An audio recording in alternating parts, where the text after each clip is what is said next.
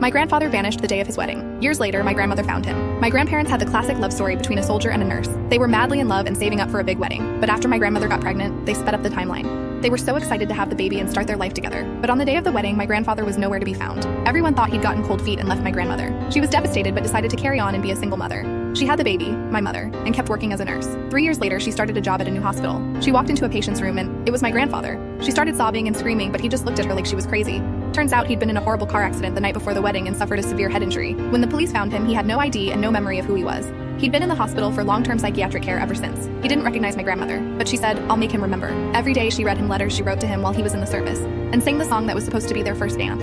She made him meals from the family recipes he'd always loved. Slowly his memory started to return, but the moment that made everything click was when he met his daughter. He couldn't stop crying and said he knew that she was his. A year later, he was released from the hospital and my grandparents finally got to have their wedding. They're still happily married and so in love. But my grandmother still teases him about his brain every time he forgets where he puts his slippers.